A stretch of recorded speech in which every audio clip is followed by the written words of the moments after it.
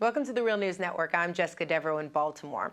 In the Dominican Republic, hundreds of thousands of people of Haitian descent may be deported any day now. That's because a 2013 ruling by the DR's Constitutional Court stripped the citizenship rights of people born to Haitian parents after 1929.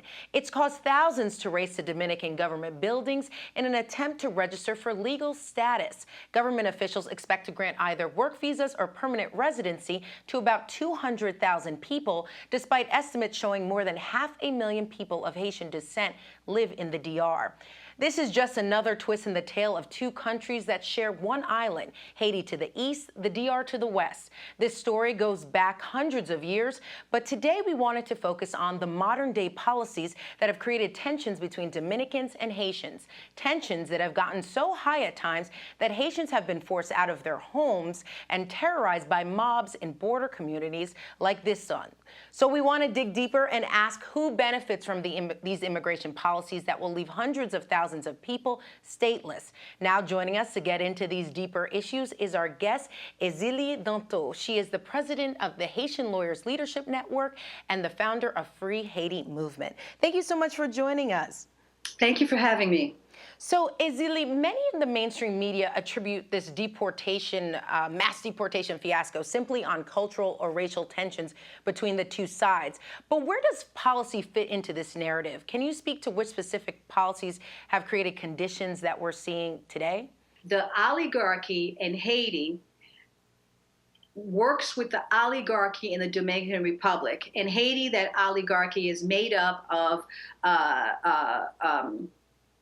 a lot of billionaires, folks like Bijou and Accra and Merv. And in Haiti, we call them the mercenary families. They are the subcontractors for empire. In the Dominican Republic, they also have an oligarchy. That oligarchy also works for instance, I'll give you an example of who benefits from this denationalization. At the moment in the Dominican Republic, there's a lot of tension going on with regards to Barrick Gold that's mining big mountains in the Dominican Republic that is destroying the environment. Many people in the Dominican Republic that live in those areas of mining has shown that in their blood they've got cyanide, sulfur, and lead. Who benefits while all of us are looking at this amazing, stunning, racist ruling of 2013? If Barrick Gold wants people off a particular land, and they do, if those people happen to be immigrants who were Haitian children, they can just deport them to Haiti.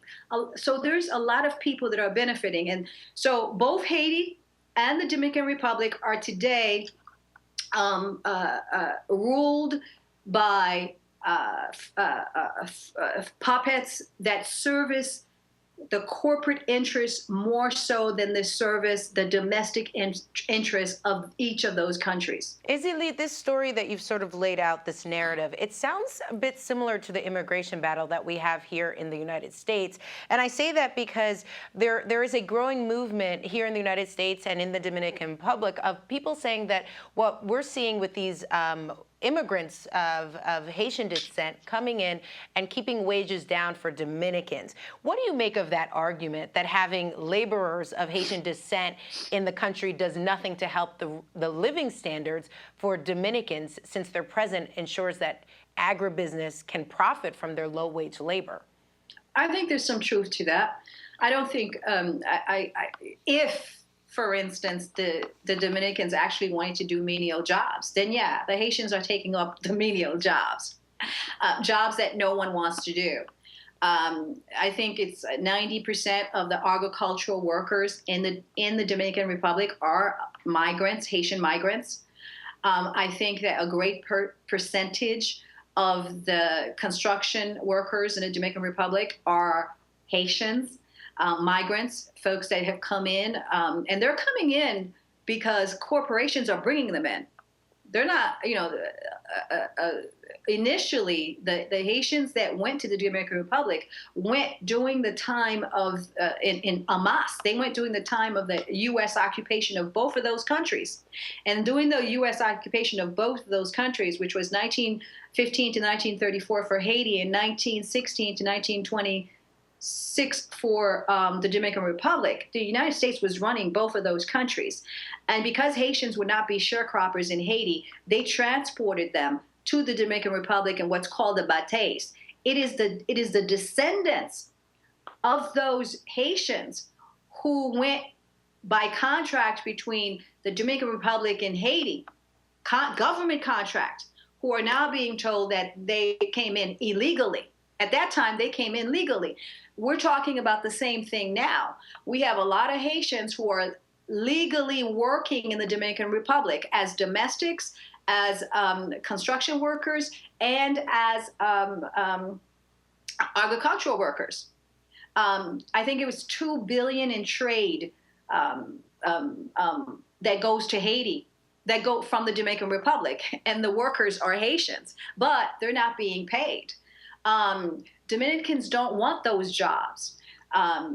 Dominicans want to, well, what's been happening is that Dominicans, because there's no real work for them, just like there's no real, in the other colonized countries of the Caribbean, just like there's no real work for folks in Jamaica, Bahamas, they have to immigrate, because the only real work that's left for the population is to work at the tourist industries. And that has led a whole different sort of trade in terms of prostitution in Dominican Republic that I'm sure that the Dominicans are not proud of or don't want, and are not going to say we want to give those to Haitians.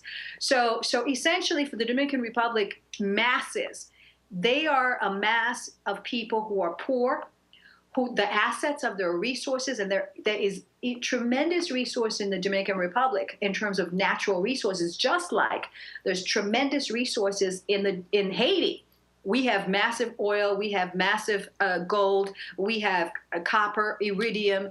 All of those things in Haiti, for instance, are being carted out behind this UN occupation. But in the Dominican Republic, when the United States left their occupation in 1926, they were still, for instance, in the Dominican Republic, still collecting revenues, custom receipts. So until like 1967.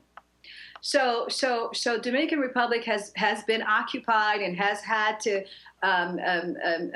pay fiefdom to the ruling American power. And they use, of course, their oligarchs. I'll give you one example. There was a big scandal, not recently, but during the last 5 years, during Michel Mateli, who's the president of Haiti, about how his campaign, I think it was like 2.5 million kickback from a senator in the Dominican Republic, Felix Bautista, who the corruption there, who got lots of contracts to rebuild Haiti, no bid contracts. So there is a convergence of the oligarchy in the Haitian side with the oligarchy of the Dominican side, and you have these issues of workers, because what happens if, for instance, people working for Barrick Gold, for instance, claims that it has 9,000 workers. Mm-hmm. If those workers happen to be, without paperwork, and let's say, no one wants to pay them, they don't have to. Yeah. So this sounds like to me that these policies aren't working for everyday Haitians, and it clearly isn't working for everyday Dominicans. So what do you suggest? Can you give us some specific examples of policies that you think would be in the interest of both everyday people, either if they're Haitian or Dominican? First of all, policy, repeal the 2013 law, reinstate the rights of Dominicans of Haitian descent who had their paperwork, reinstate that, and find a particular way. We believe, of course, every nation has the right to control their borders and to control illegal immigration, and control that. That's fine, but you cannot take out the rights of Haitians going back till 1929 and say that that's somehow an immigration policy. All right, Enzili, thank you so much for joining us.